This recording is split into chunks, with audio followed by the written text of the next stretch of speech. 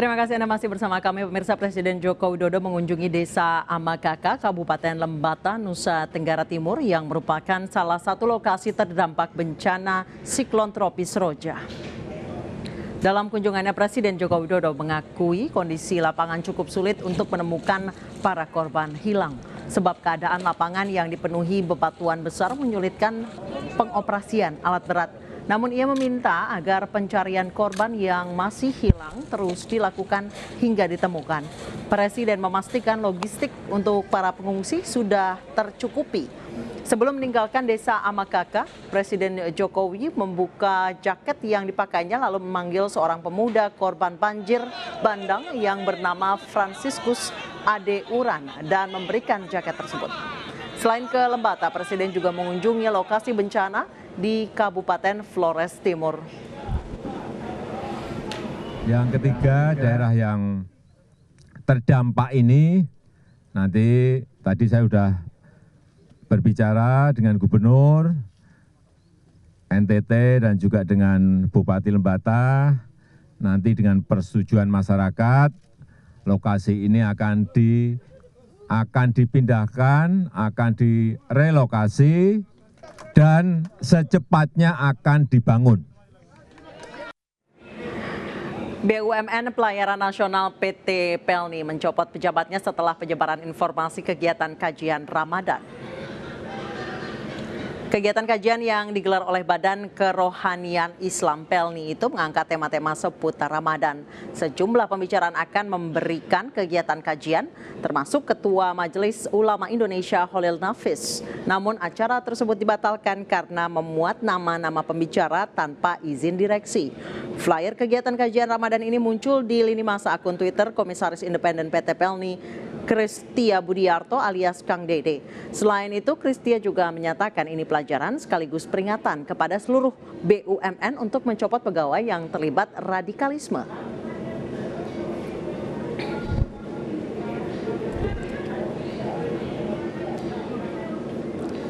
Dan pemirsa, sudah hadir bersama kita mantan Sekretaris Menteri BUMN Muhammad Said Didu dan tenaga ahli KSP Ali Mohtar Ngabalin. Selamat malam Bapak-Bapak. Selamat malam. Saya ke Pak Ngabalin terlebih dahulu. Pak Ngabalin, pejabat PT Pelni ada yang dicopot karena mengundang sejumlah penceramah yang katanya diduga terkait dengan radikalisme. Tanggapannya, Pak Ngabalin?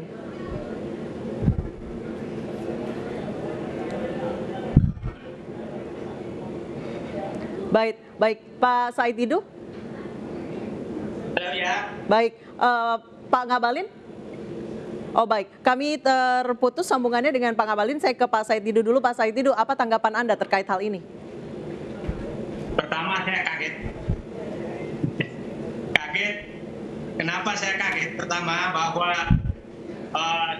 satu adalah karena saya baca berita bahwa orang mengikuti pengajian dalam bulan Ramadan terus langsung diberikan hukuman dengan tuduhan radikalisme. Mengajarkan radikalisme. Pertanyaannya adalah siapakah yang menentukan suatu kegiatan radikal atau tidak radikal? Kalau hanya persepsi seseorang maka ini berbahaya sekali. Yang kedua yang bikin kaget saya adalah bahwa hukum ketenagakerjaan itu ada, Pak Ngabalin pasti tak paham betul karena sudah beberapa tahun jadi komisaris. Itu hubungan itu memberhentikan orang itu ada aturan internal yang harus dilakukan ketika dari jabatan. Jadi menurut saya tidak tahu apakah sudah terjadi proses di dalam PT Pelni tentang teguran-teguran. Biasanya ada teguran pertama, teguran kedua, teguran ketiga apabila dia melanggar. Nah, tadi saya katakan pertanyaan saya, yang dilanggar apa? Kalau hanya persepsi menyatakan radikal atau tidak radikal, itu sangat bahaya, tapi persepsi perorangan. Nah, sebaiknya ini perlu, Pak Ngabalin perlu merumuskan lah di KSP, itu apa sih arti radikal itu? Jangan sampai saya nanti pakai kopia Tobone, langsung dianggap saya itu radikal, gitu kan? Nah, baik. Itu bahaya sekali. Baik, Pak Ngabalin langsung saja ditanggapi. Ya, terima kasih. Yang pertama, ini informasi penting yang kita dapat sehingga siapa saja yang mendengarkan informasi ini tetap tetap mesti kita harus tabayun. Tabayun itu adalah check in recheck untuk bisa mendapatkan informasi yang baik dan benar. Apapun alasannya, dalam satu perusahaan badan usaha milik negara, seluruh kegiatan, seluruh mekanisme kegiatan yang ada di dalam, tidak saja kegiatan-kegiatan ajaran agama Islam, tapi kegiatan apa saja, apapun alasannya, di sana kan ada direktur, ada organisasinya, ada direksi yang tentu bisa mengatur dengan baik seluruh kegiatan di sana, termasuk dalam menyongsong bulan suci Ramadan. Karena itu mustahil ada satu kegiatan di satu perusahaan kemudian direksi tidak tahu. Saya kira ini harus penting untuk dicerna dengan baik agar tidak boleh ada orang yang membuat satu kegiatan tanpa diketahui oleh Pak Ngabalin ini kalau teman-teman yang bekerja kemudian tidak memberi kabar atau tidak diketahui oleh direksi, benar direksi harus mengambil tindakan seperti itu. Baik, dan Pak Ngabalin perlu diperdebatkan masalahnya. Baik, Pak Ngabalin ini berarti bukan radikal tapi tidak izin gitu, belum minta izin. Iya, kan kita tahu bahwa informasi yang paling terpenting dari satu kegiatan organisasi di badan usaha milik negara kan harus ditahu oleh pemangku atau penanggung jawab. Kenapa? Karena siapapun yang berbicara dan memberikan materi selama kegiatan-kegiatan Islam itu berlangsung, tentu yang bertanggung jawab itu adalah direksi, direktur utama dan teman-teman di PT Pelni. Jadi kalau ada yang dianggap memberikan, nanti narasumbernya bisa memberikan materi-materi yang bisa mengganggu pikiran, paham, dan langkah-langkah dalam keberagaman orang, saya kira hal yang wajar untuk harus dilakukan oleh direksi. Dan itu menjadi tanggung jawab direksi. Baik, itu yang kita harapkan hari ini dan hari-hari yang akan datang. Pak Ngabalin, jadi ini bukan radikal, tapi tidak berizin gitu? Iya, tentu direksi tahu bahwa siapa-siapa pematerinya. Itu sangat gampang ditahu dan sangat mudah dimengerti. Karena orang-orang yang dalam diksi dan narasinya, Islam itu kan dipakai untuk menyebarkan dakwah dengan damai, dengan sukacita, dengan penuh gembira. Jadi tapi kalau ada narasumber yang diragukan untuk memberikan paham-paham yang bertentangan dengan ajaran Islam ataupun bertentangan dengan ideologi Pancasila, maka direktur atau direksi patut mengambil tindakan, bahkan untuk mencopot mereka. Itu adalah jabatan, langkah yang paling tepat dan harus diberikan apresiasi. Baik, Pak Said Didu, langsung saja. Saya paham, yang paling bahaya Pak Ngabalin adalah ada penafsir tunggal. Karena kewenangan sebagai direksi, maka dia seakan-akan berhak menafsirkan bahwa ini ada radikal dan bukan radikal.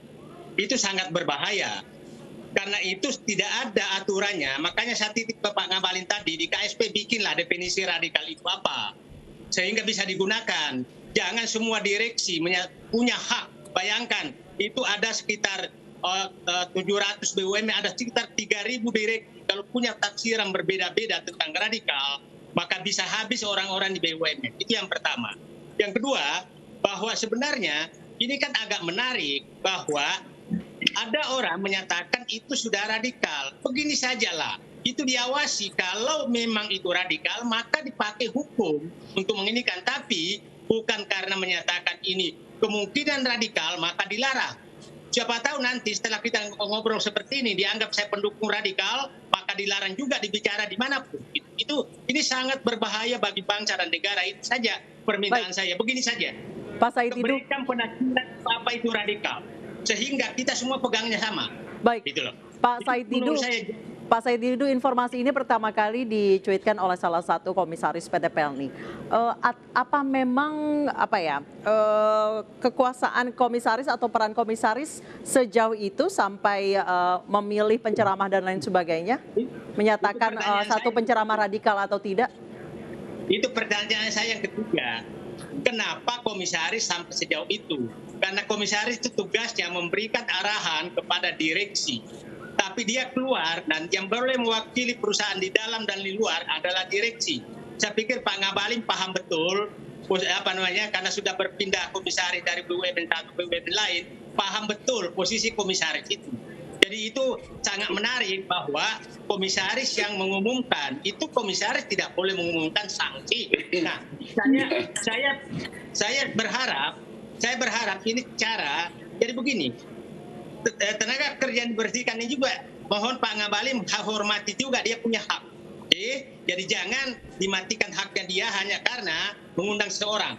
Jadi saya berharap yang dipecat ini mengadukan ke Departemen Tenaga Kerja karena diberhentikan untuk menghinikan hak-haknya dan diuji di pengadilan tenaga kerja apakah memang salah gitu loh. Supaya fair saja, bukan berarti dukung, tapi fair. Jangan kalau kita berbuat dolim kepada seseorang, semut pun Pak Ngabalin paham kita nggak boleh. Pak Ngabalin, Anda masih komisaris? Ya, dengar. Saya di Pelindo 3. Oke. Dengar.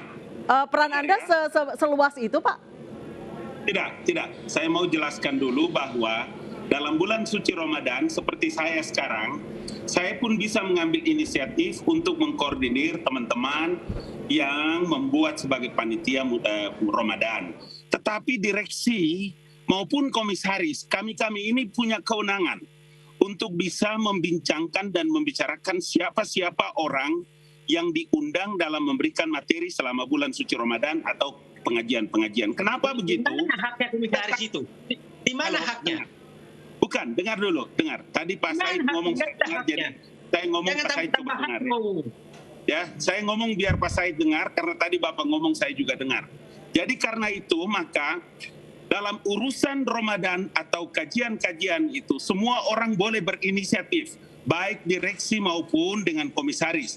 Tetapi saya tahu benar bahwa dalam setiap perusahaan di badan usaha milik negara itu, seluruh kegiatan harus diketahui oleh pimpinan. Tidak boleh tidak. Termasuk diantaranya adalah siapa-siapa yang diundang kami harus tahu. Supaya apa?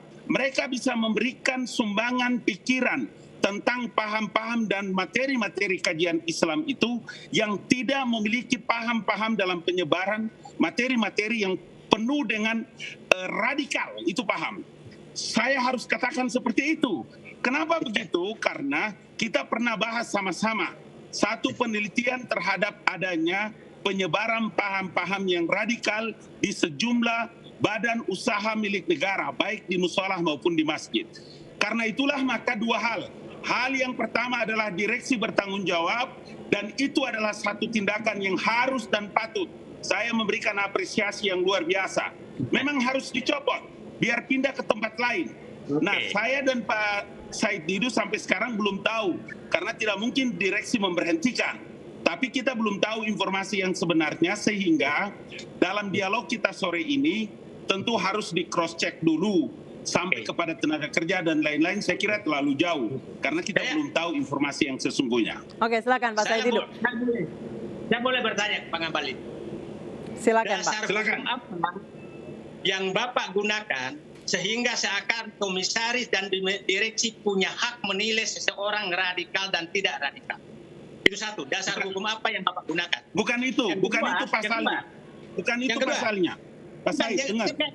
Posisi komisaris sebentar. Yang kedua, dasar hukum apa yang Bapak gunakan untuk melarang seseorang dengan tuduhan bahwa dia radikal? Yang boleh menuduh radikal bukanlah komisaris, bukan direksi. Itu sebabnya tadi saya bilang. Itu sebabnya tadi saya bilang. Dengan gampang orang bisa di-searching siapa narasumber yang datang ke tempat kita berpidato, dengan gampang ditahu. Karena itu kita bisa tahu paham-paham mereka, paham-paham narasumber dalam menyebarkan ajaran agama. Bapak kan tahu bahwa tidak kurang dari sekian puluh orang ustadz-ustadz yang bagus, yang di mata umat juga oke.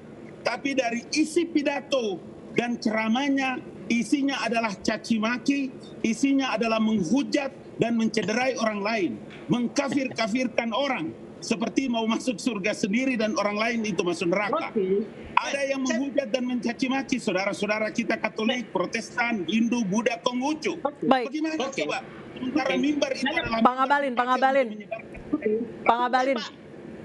Saya paham itu. Yang saya tanyakan, legitimasi apa yang Anda miliki sehingga Anda bisa menghukum orang dengan menyatakan radikal. Nah, Itu Pak Ngabalin, Gampang. Jangan Gampang persepsi. itu. Pak Ngabalin, label radikal untuk seseorang adalah label yang ekstrim. Untuk melabeli seseorang itu dengan Nisa. radikal Nisa. itu iya, Pak Ngabalin, salah satu pemberi ceramah di acara itu adalah Kiai Holil Nafis, Ketua MUI dan dari PBNU. Apa masalah di situ? Pak Ngabalin. Jadi lihat, kan bukan Pak Holil Nafis sendiri. Yang paling pokok tadi saya kasih tahu bahwa seluruh kegiatan di badan usaha milik negara atau perusahaan namanya PT Pelni itu, teman-teman yang ada di panitia itu harus melaporkan seluruh informasi kegiatan, siapa yang diundang, siapa yang menjadi narasumber kepada direksi. Karena direksi bertanggung jawab terhadap tindakan atau kegiatan bulan Pak suci Ramadan Ngabalin, itu. ketika komisaris menyatakan acara ini dibatalkan karena tidak berizin dan bahkan ada kalimat yang menyebutkan kita berangus radikalisme, berarti ia sudah memberikan label radikalisme terhadap salah satu atau salah dua atau salah tiga atau salah empat dari pengisi acara yang dibatalkan itu dong Pak? Ya betul, itu sudah tindakan paling benar. Nggak usah diperdebatkan itu, karena komisaris juga punya kewenangan untuk memikirkan tentang masa depan perusahaan. Saya mau bilang bahwa apa yang dilakukan oleh komisaris kita, Kang Dede itu, terhadap langkah-langkah yang dilakukan oleh direksi itu, terhadap teman-teman yang melakukan kegiatan termasuk mengundang narasumber tanpa sepengetahuan. Baik, Pak Said Didu silakan tanggapannya. Pak Said Didu silakan. Kita harus berikan apresiasi itu. Pak Ngabalin, saya setuju bahwa seluruh kegiatan di BUMN harus pengetahuan direksi dan komisaris. Setuju. Tapi pertanyaan saya, legitimasi apa yang Anda miliki, Kang Dede miliki, sehingga Anda bisa mencap orang radikal? Apa legitimasinya? Jangan pendapat Anda, nggak bisa. Tunggu saya jawab. Silakan Pak Ngabalin dijawab. Dengan sangat gampang ditahu siapa narasumber yang diundang datang, dengan gampang pula bisa di-searching semua pikiran dan pendapat, data-data digital yang telah dilakukan. Itu sebabnya saya katakan tadi. Pak Said dengar saya jawab ini. Itu sebabnya saya katakan tadi, siapa saja orang yang diundang, siapa saja orang yang dihadirkan, dengan gampang ditahu aktivitasnya 3-4 tahun yang lalu. Dengan begitu pun, baik direksi maupun komisaris berhak untuk bisa melakukan apa yang dalam rangka menyelamatkan umat yang ada di Pelni sana. Sudah itu saya kira paten mereka lakukan. Pak Ngabalin, kita sama-sama. Itu adalah subjektivitas Anda menafsirkan bahwa bukan. Subjektivitas, tidak ada definisi Anda sampaikan. Sampaikan saya pengertian radikal dari Anda. Kalau Bapak tanya saya pribadi, maka saya bilang semua penceramah dan mubalik itu menggunakan sistem dasar yang diajarkan oleh Al-Quran. Ud'u ila sabili rabbika bil hikmah wal mau'izatil hasanah wajadilhum billati hiya ahsan. Kalau Bapak tanya pendapat saya pikiran dengan pribadi, tawasau bil haq, tawasau bis sabar. Quran menjelaskan wa ta'awanu. Pak Ngabalin, Pak Said Didu. Pak Ngabalin, Pak Said Didu. Mohon maaf waktunya sudah habis. Semoga perdebatan mengenai ini juga tidak berlangsung lama, tidak menjadi polemik yang berkepanjangan, karena sebentar lagi, 4 hari lagi kita akan memasuki bulan Ramadan. Semoga polemik ini segera selesai. Terima kasih Pak Ali Muchtar Ngabalin, terima kasih Pak Said Didu telah bergabung bersama kami di iNewsroom.